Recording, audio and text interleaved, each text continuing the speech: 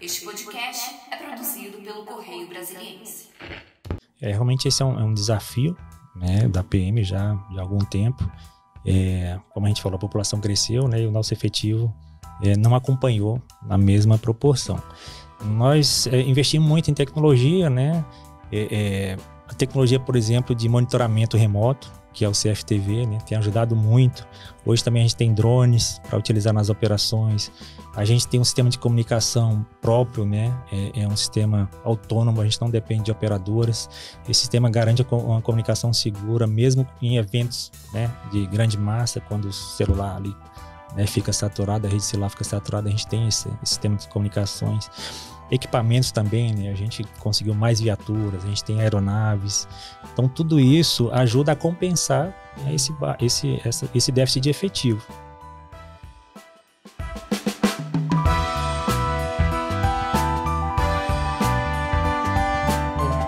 Olá, estamos hoje no podcast do Correio com o Coronel Adão Teixeira de Macedo, comandante da Polícia Militar do Distrito Federal, e nós vamos falar sobre várias questões ligadas à corporação e vamos começar falando especificamente de uma questão que todos querem saber, né? Que é o concurso. Depois dessa decisão de vai e vem com o limite de mulheres participando do concurso, essa questão está fechada. Como é que está essa questão do concurso? Então, essa questão está fechada sim. Tradicionalmente, nossos concursos tinham uma previsão de 10% de público feminino, né, para ingresso. Isso era baseado em um dispositivo legal, né?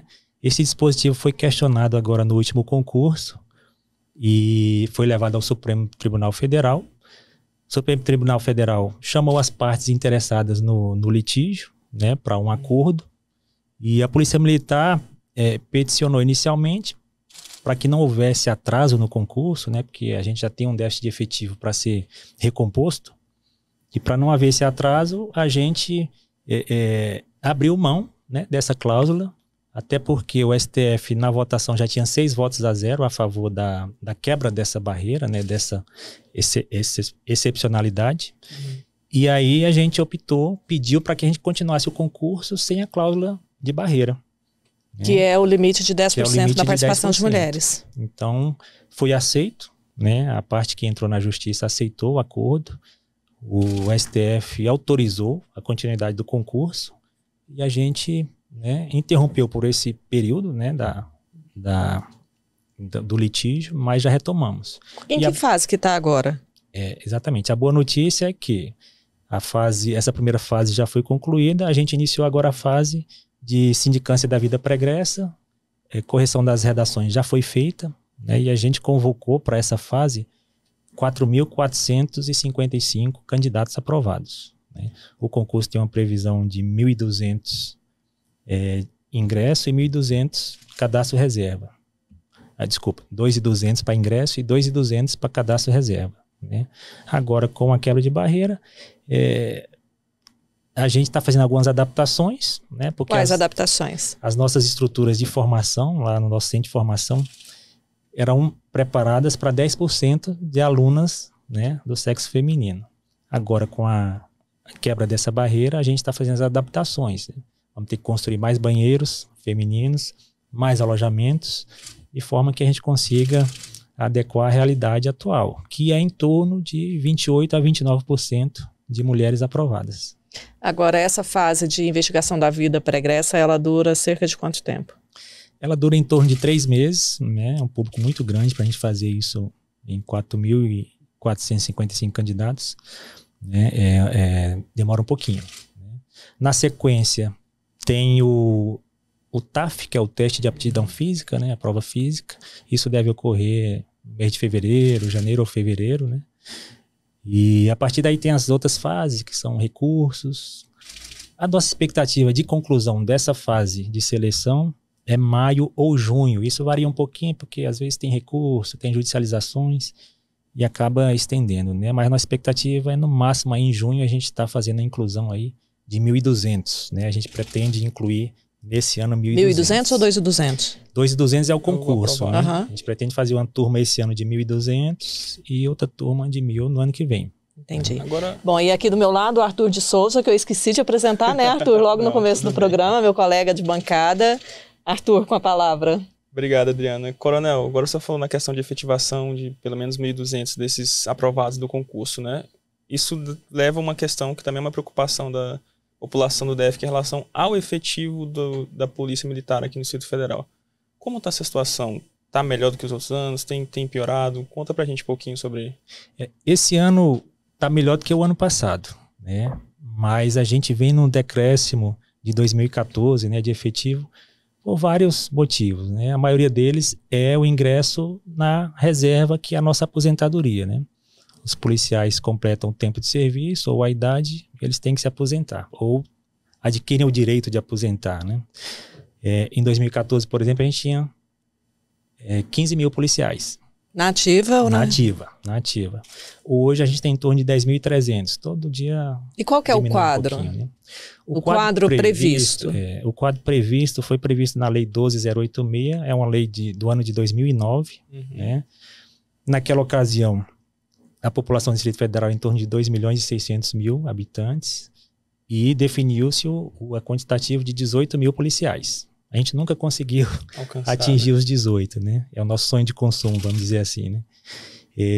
O máximo que a gente chegou foi 15 mil e uns quebrados, né? Nunca ultrapassamos a barreira dos 16 mil. Só que hoje a gente está, né, numa das mais baixas efetivos, né? Então, com 10.300, já passamos de diminuímos abaixo de 10 mil, né? Mas o governador Ibanez, por exemplo, foi o governador que mais incluiu efetivo nos últimos anos. A gente conseguiu manter aí na casa dos 10 mil, né? Isso se deveu muito, essa baixa de 15 mil para 10 mil, por conta de um período longo sem concurso, né? Entre 2000 e 2006, a gente ficou sem fazer concurso, né? Então criou-se uma lacuna, né? Essa lacuna a gente está sofrendo agora, né? A gente está conseguindo incluir, todo ano a gente inclui 800, 600, esse ano a gente incluiu quase 500, mas mesmo assim a quantidade de policiais que se aposentam é superior à quantidade de policiais que ingressam, né? Agora, se um efetivo previsto de 18 mil, né, Arthur, e nós só temos 10.300, isso implica numa sobrecarga muito grande para o policial que está na ativa, para o policial que está na rua. E isso, de certa forma, acaba comprometendo também a prestação do serviço desse policial à população, né? Porque muitos deles ficam com a saúde física e saúde emocional, né, Arthur? A saúde mental comprometida. Como é que a PM está lidando com esse desafio? Realmente esse é um desafio, né, da PM já de algum tempo. Como a gente falou, a população cresceu, né, e o nosso efetivo não acompanhou na mesma proporção. A gente tem investido em tecnologia, né, tem investido em equipamentos para fazer um contraponto a essa variável, né? Detalhe para a gente um pouquinho essas tecnologias, esses equipamentos que estão ajudando aí na atuação do policial na rua. Nós investimos muito em tecnologia, né? A tecnologia, por exemplo, de monitoramento remoto, que é o CFTV, né, tem ajudado muito. Hoje também a gente tem drones para utilizar nas operações. A gente tem um sistema de comunicação próprio, né? É um sistema autônomo, a gente não depende de operadoras.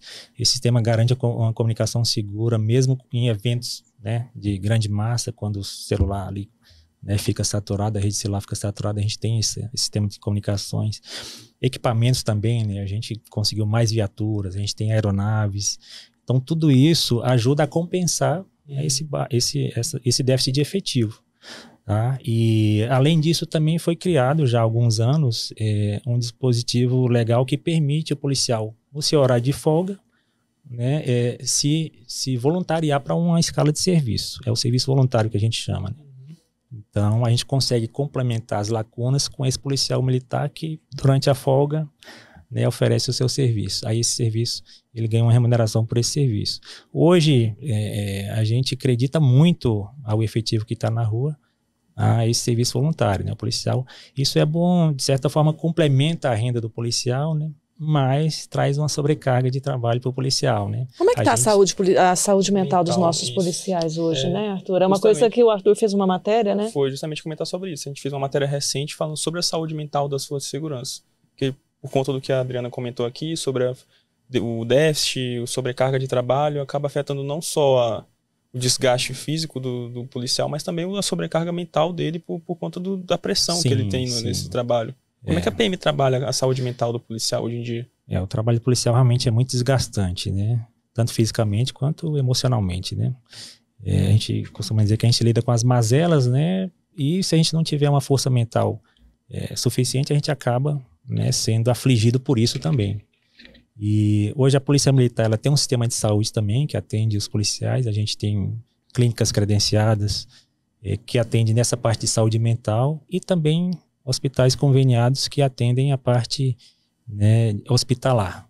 A gente tem uma quantidade considerável de policiais, né, em acompanhamento, e isso também ajuda, contribui, né, para o déficit de policiais em condições de trabalho operacional. Quando esse policial ele tem alguma dificuldade ou algum problema de saúde mental, né, ou restrição física, ele é direcionado para o trabalho administrativo, né? E acaba aumentando um pouco esse déficit de policial na Agora, rua. isso é tranquilo dentro da corporação? Porque a gente sabe que saúde mental, em qualquer setor da sociedade, em qualquer âmbito da sociedade, ela ainda é rodeada de preconceito. E eu imagino, talvez eu esteja equivocada na minha observação, que dentro das forças de segurança isso é cercado ainda mais de uma dificuldade de um policial chegar e falar, né, Arthur, que está com dificuldade, está com depressão, está com crise de ansiedade. Inclusive, Porque nessa matéria que eu fiz, eu procurei alguns personagens dentro das forças de segurança, não só na PM, mas muitos falavam que, apesar de se sentir sobrecarregado, não queriam por conta da questão financeira, que o coronel comentou, do serviço voluntário que ajuda na questão financeira, ou por se sentirem ou com vergonha ou até com peso de, por ser da força de segurança, não poder abandonar o trabalho. É como se não fosse permitido, né, ao policial ter uma doença mental. Tem essa questão, né, essa questão que envolve, né, o serviço policial, do policial que é o super-homem, né, é o super-herói, mas nossos policiais também adoecem, são pessoas comuns, né, e a gente tem se preocupado com isso porque você tocou num assunto importante aqui, que é o serviço voluntário. Quando o policial está submetido a um tratamento de saúde mental, ele perde o porte de arma. O porte de arma dele é suspenso por questões óbvias, né? E aí ele não pode se voluntariar a esse serviço gratificado, né? E aí muitos policiais, às vezes, eles evitam, né, de comentar ou de até procurar ajuda médica, porque ele sabe que se ele for submetido a um tratamento ou diagnosticado, ele não vai poder tirar o serviço operacional e aí não vai poder fazer esse serviço gratificado que acaba complementando a renda dele, né? Então a gente se preocupou muito com isso. A gente tem um grupo de trabalho na nossa capelania que tem penetração em todas as unidades, exatamente para observar, né, o policial que está com um comportamento ali diferenciado, aproximar dele e tentar buscar isso, né, para resgatar esse policial que às vezes tem receio ou não quer sair da escala de serviço voluntário para não ter esse prejuízo pecuniário, né?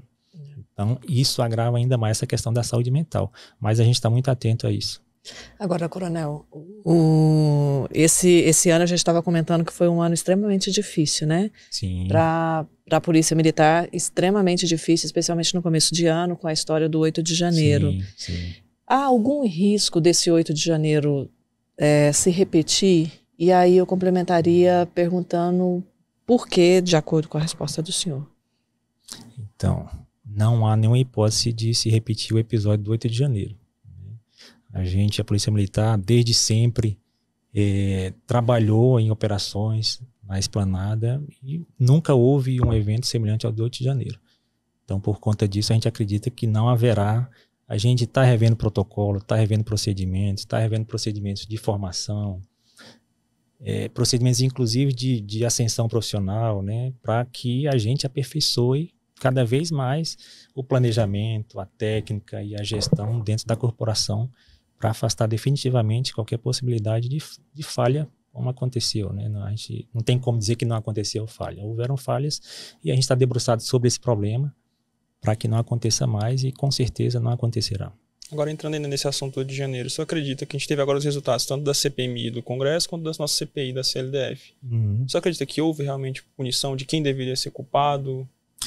Infelizmente, sobre isso eu não vou poder, né, comentar, porque tem as apurações em andamento ainda e o comandante-geral, por ser, né, autoridade máxima dentro da corporação, em algum momento do processo eu vou ser instado a me manifestar, né, ou a favor ou contra o resultado de alguma apuração. E aí, se eu me manifestar, eu posso comprometer né, essa isenção que é exigida, né, nesse momento. Certo. Claro. O senhor falou muito no investimento em tecnologia e que está ajudando o policial nas suas atividades diárias. Como é que está a questão da frota? Como é que está a questão dos cachorros, né? Que é tem um batalhão de cachorro, a questão dos equinos, o batalhão, a guarda montada, a cavalaria. Isso tudo está saneado ou, assim como o número de efetivo, também precisa de complemento? Não, os equipamentos, viatura hoje, a gente tem viatura suficiente para o nosso serviço, né? A gente tem um contrato de manutenção, que é um contrato contínuo. A viatura que tem algum problema de manutenção, ou preventiva, ou corretiva, ela é submetida à rede credenciada, né? Que a gente tem um sistema de credenciamento de oficinas. Então, assim, não há hipótese da viatura ficar parada por falta de manutenção, né? A gente está renovando também. Recentemente, a gente entregou aí em torno de 170 viaturas de grande porte, né? Que são as SUVs. Tem processo de compra em andamento. Isso é um processo constante, né? A gente está sempre renovando a frota para que a gente tenha o equipamento em condições de utilização. Mas mesmo as viaturas, né, com certo tempo de uso, elas estão em boas condições porque a gente tem um contrato de manutenção e temos recursos para mantê-los. Agora, entrando nessa questão também de investimento em equipamentos, tem também a questão das câmeras, né, que tem o processo de... Teve o processo de estação, deu uma parada, depois voltou. Como é que está atualmente a questão das câmeras?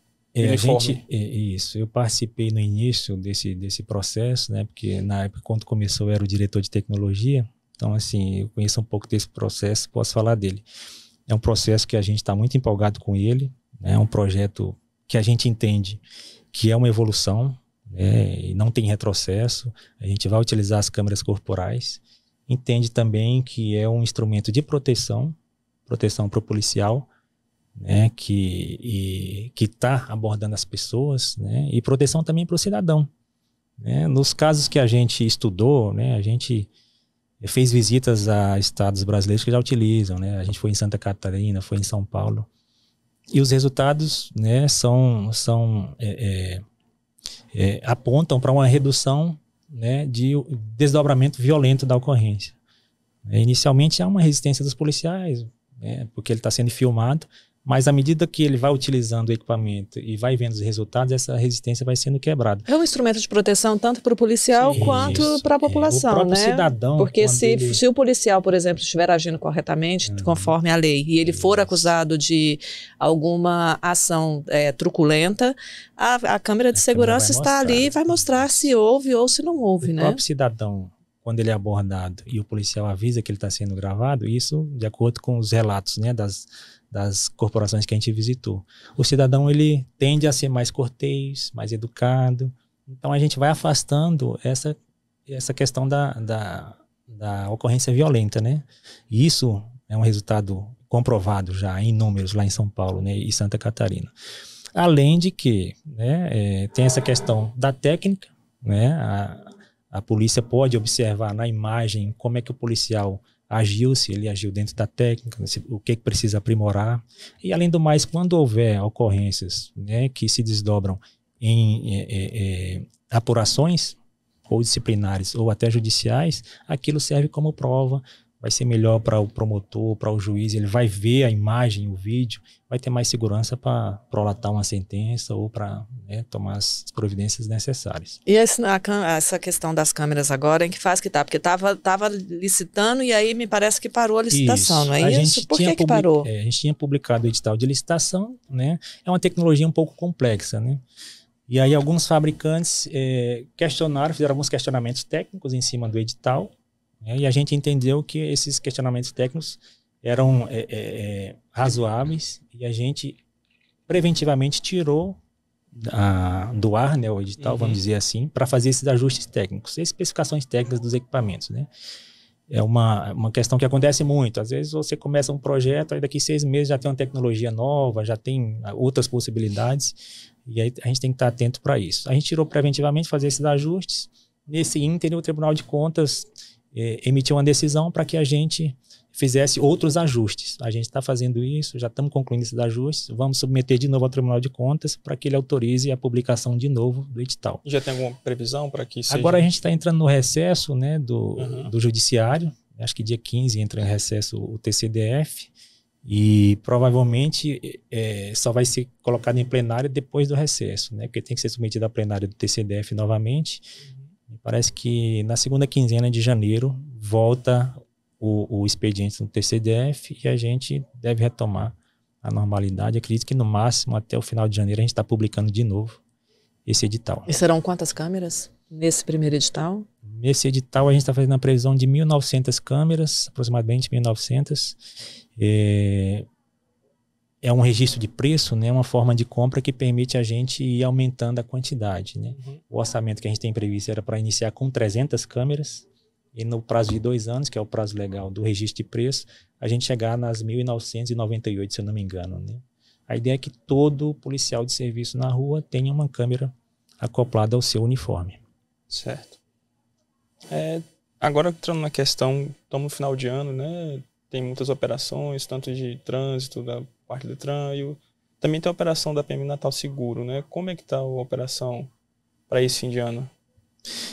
Então, final de ano já é tradição, né? A gente faz o que a gente chama de PIN, né? Que é o Planejamento de Intensificação Natalino, policiamento de natalino.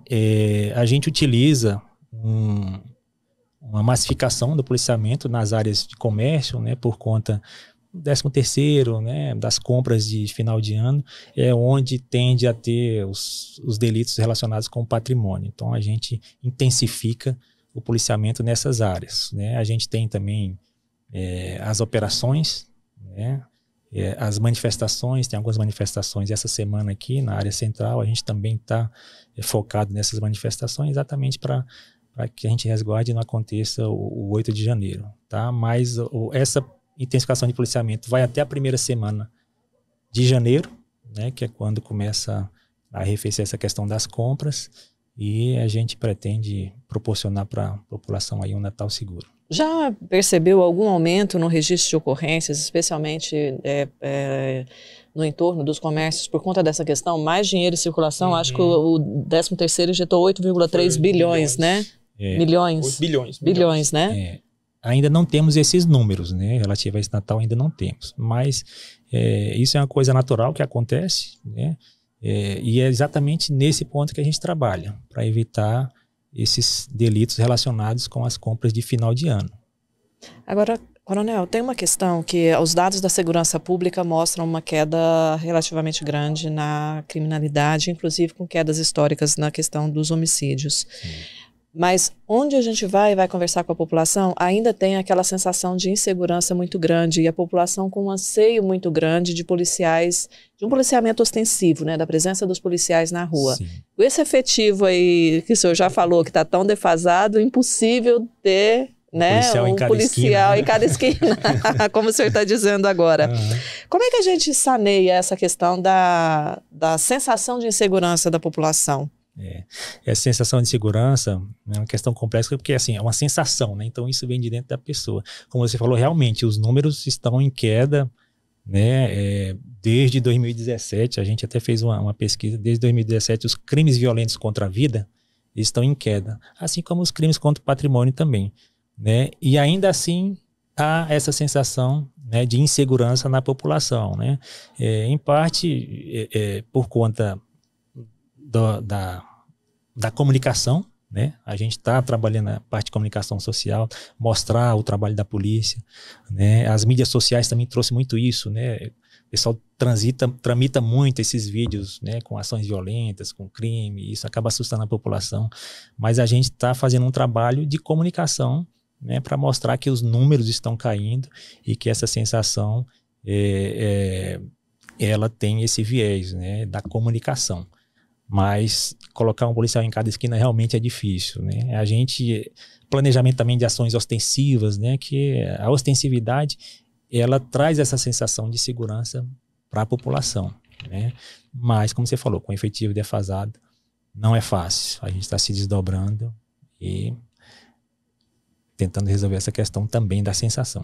Agora, nessa época de férias também tem uma questão que geralmente a gente fala muito, todo fim de ano, né, Arthur, que a gente acaba tendo que abordar esse tema, que é a questão do aumento de furtos, né, em residências. As pessoas viajam e deixam as residências sozinhas e acabam tendo surpresas ruins. Quais são as dicas da Polícia Militar para esses casos? Então, as dicas, sempre que for viajar, né, e a casa for ficar sozinha, é buscar uma pessoa conhecida, um vizinho, um amigo, um parente, para que visite diariamente a casa, né, observe, né, usar a tecnologia também hoje é importante, né, colocar circuito de câmeras Segurança, na residência, alarmes, né? Hoje a maioria desses circuitos já permite fazer um assessoramento remoto, né? Um monitoramento remoto, então a pessoa consegue utilizar a tecnologia a seu favor, né? Realmente existe muito oportunista, né? Que observa esse final de ano esse comportamento da população, né? Que se ausenta, principalmente quem mora em casa, né? E fica aparente que a casa está vazia, com certeza é onde ele vai tentar. São os famosos crimes de oportunidade, né, crime de oportunidade, exatamente. Agora, Coronel, eu queria falar de um outro tema com o senhor, nosso tempo está quase acabando. É um trabalho que a polícia vem desenvolvendo, a Polícia Militar vem desenvolvendo, que é ajudar, né, fazer esse trabalho integrado de combate, de prevenção à violência doméstica. Como é que é esse trabalho hoje dentro da Polícia Militar? E eu queria saber do senhor se existe, porque até onde a Secretaria mostra, a Secretaria da Mulher, a Secretaria de Segurança Pública, esse trabalho tem dado um resultado positivo, né? Sim. Se existe dentro da Polícia Militar a intenção de ampliar aí o número de policiais que trabalham com essa questão focada mesmo na questão de combate e prevenção à violência contra a mulher, que no Distrito Federal está assustador, né? Tá, exatamente. Na contramão dos outros índices violentos que vem baixando, o feminicídio, infelizmente, a gente não conseguiu diminuir. É um fenômeno que a gente está trabalhando em cima. A Polícia Militar tem o Provid, né, que é uma modalidade de policiamento preventivo para a violência doméstica. Toda unidade nossa hoje tem pelo menos uma equipe de Provid que faz esse acompanhamento dos casos de violência, faz a visita doméstica, faz a visita à vítima, faz a visita ao agressor. Né, e a gente tem tido excelentes resultados. A gente está ampliando sim, né, recentemente no Núcleo Bandeirantes, por exemplo, a gente tinha uma equipe, o comandante assumiu e foi verificar os números, havia pouco crime violento, ele transformou uma guarnição, né, de GTOP, que é uma guarnição especializada, em Provid, né, porque havia poucos crimes de vulto, mas havia um índice considerável de violência doméstica. Então ele teve um resultado muito positivo. A gente está debruçado sobre isso. Encerramos recentemente um curso de Provid, né, que é de prevenção à violência doméstica. Porque tem que ser um trabalho diferenciado. Tem que ser um trabalho diferenciado, e buscar a vítima. No Núcleo Bandeirante, por exemplo, a gente está com um projeto piloto lá, que é o de buscar aquelas vítimas que não procuram a polícia. Identificar, né, por meio do contato comunitário, potenciais vítimas, ou vítimas mesmo, que ainda não buscaram a ajuda da polícia. E conversar e tentar trazer. Isso tem tido um resultado bom também. Só acha que agora com o concurso que vai ter mais policial feminino, provavelmente sendo aprovado, entrando na polícia, tendo maior presença feminina dentro da corporação, pode ajudar para que as vítimas procurem a polícia para saber que eu tenho alguém que eu posso conversar? Porque a mulher muitas vezes não procura a polícia por medo da denúncia ser levada, não ser levada em consideração. Você acha que essa maior presença feminina dentro da Polícia Militar pode ajudar? Eu acredito que ajuda sim. Nas equipes do Provid hoje, todas têm pelo menos um feminino, né? Então, já pensando nisso, né? Às vezes a mulher fica, né, constrangida de fazer um relato para um policial do sexo masculino. Toda a equipe nossa do Provid tem um policial feminino. Então, a gente pensou nisso também. Agora, Coronel, fala-se que alguns crimes são difíceis de evitar porque são... intramuros, né? Exatamente, né? E no calor da emoção e tal. O que o senhor acha? Onde é que o senhor acha que nós, enquanto sociedade, enquanto Estado, nós estamos falhando em que pontos para que haja tantos feminicídios na capital do país? A gente tem orientado muito, né, nos nossos trabalhos com a comunidade, nos grupos de trabalho relacionados a esse tema, para que haja uma colaboração de todos. Né? O secretário de Segurança fala muito, né, na integralidade, ou seja, é toda a sociedade trabalhando nisso. Então, é a denúncia mesmo, aquele vizinho que percebe que há algo estranho uma violência no relacionamento, é fazer essa denúncia. É uma questão cultural também, começar desde o início na escola, né? A gente está fazendo um trabalho também através do PROERD, está incluindo essas palestras no PROERD. Olha, que bacana, eu não sabia. Fala mais sobre isso. Porque as crianças, às vezes, isso começa lá na escola, né? Aquela brincadeirinha, ela é menina, é mais fraca, não sei o quê. Então, a gente tem o PROERD, que é um programa de erradicação de violência e drogas, que é feito, são palestras, né? Feito nas escolas, e a gente está incluindo esse assunto também, né? Para melhorar a conscientização. Está conversando também com os órgãos envolvidos, Secretaria de Educação, né? A gente participa de palestras e está colocando essas possibilidades, né? Porque a gente sabe que é uma questão cultural, né? E isso tem que ser vencido. A gente tem que usar todos os meios para diminuir esses números. Agora, nosso tempo realmente está esgotando. Eu vou deixar esse último minuto para que o senhor traga uma questão que o senhor considera importante para essa entrevista, para a gente fechar essa entrevista. Muito bom. Primeiro agradecer, né, a oportunidade de estar aqui falando sobre a Polícia Militar, né, e deixar claro para a população de Brasília, em que pese todos os desafios que a gente enfrentou esse ano, né, a Polícia Militar não parou, né, a Polícia Militar continuou o seu trabalho, e isso é facilmente observado pelos números da violência, né, que continuam caindo, e a Polícia Militar está para servir e proteger. E sempre que precisar, ligue 190, que a Polícia Militar está à disposição. Ok, muito obrigado, senhor, pela Muito entrevista. Obrigada por ter vindo. Espero agradeço. que essa seja a primeira vez de muitas outras, né? Será, com certeza. Fizemos no finalzinho do ano, que o ano que vem o senhor esteja mais com a gente, Verdade, né, Arthur? com certeza. A corporação é sempre muito bem-vinda. Agradeço muito a presença do senhor. Eu que agradeço. Obrigado. Obrigado, Arthur, Coronel. muito obrigada pela sua presença. Obrigada por compartilhar comigo a bancada aí. Eu que agradeço pelo convite. Também espero ser convidado mais vezes também para outros podcasts. Será?